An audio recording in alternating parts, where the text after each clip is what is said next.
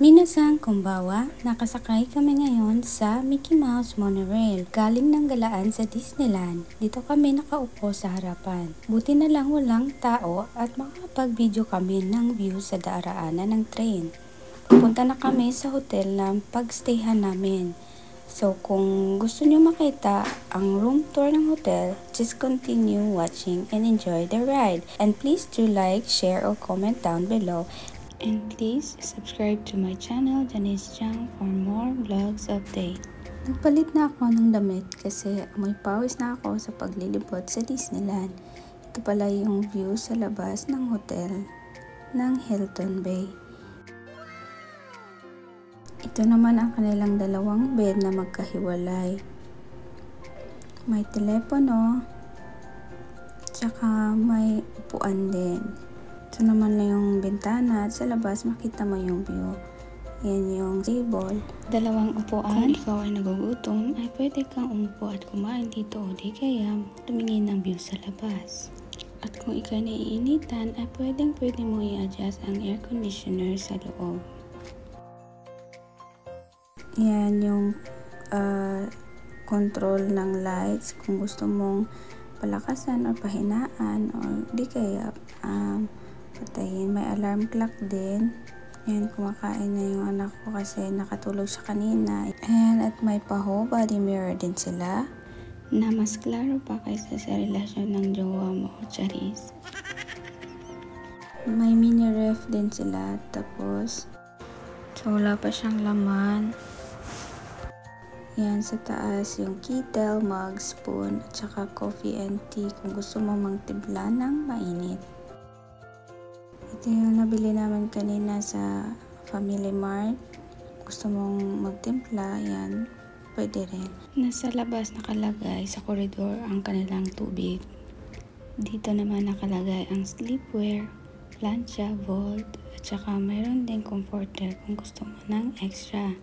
Sa kabila naman to ay may hanger, comforter, tsaka sa baba ay may slippers. Dumako naman to sa shower room, may hair blower, may hand wash and body lotion, may mga towels. Yan.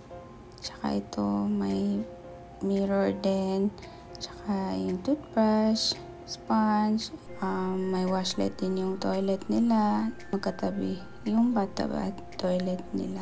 May ladder din para sa mga kids, kung di nila abot, din pwede nilang gamitin yan. Nag-ready na ako ng tubig para maligo maya-maya.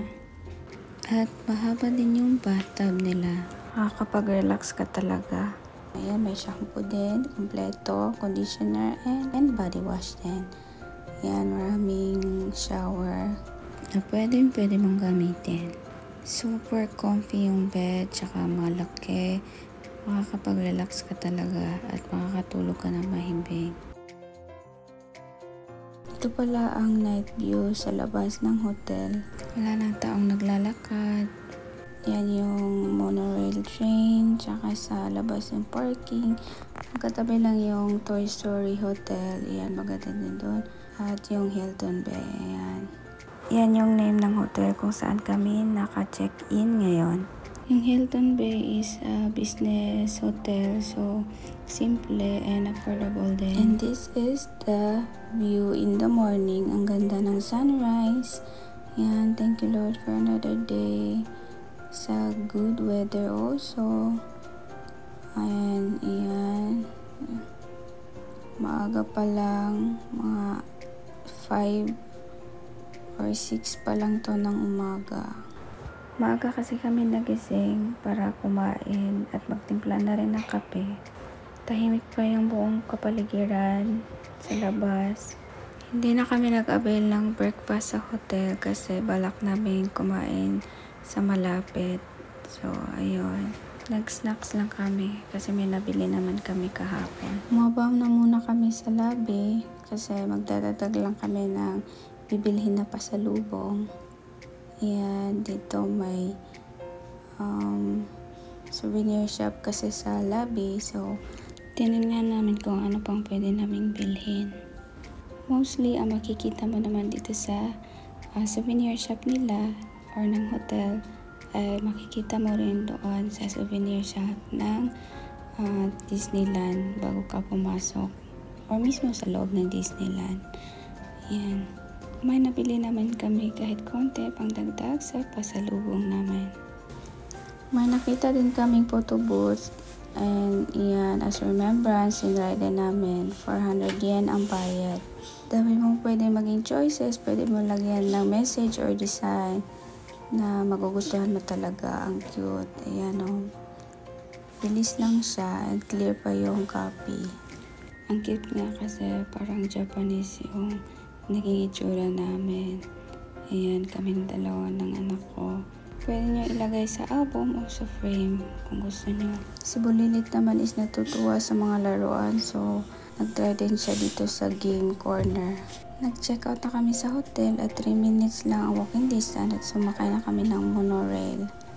Ayan, makikita mo ang Disney Sea dito. Ayan o, may pasilip pa. Ang ganda rin.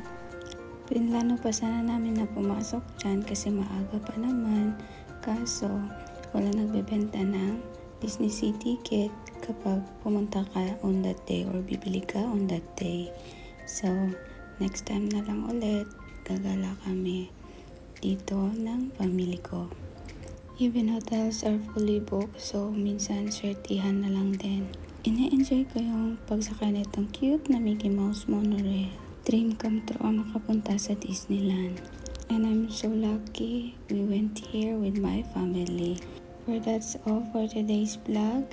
Until next time, mite korete arigatou gozaimasu. Minasan mata ne.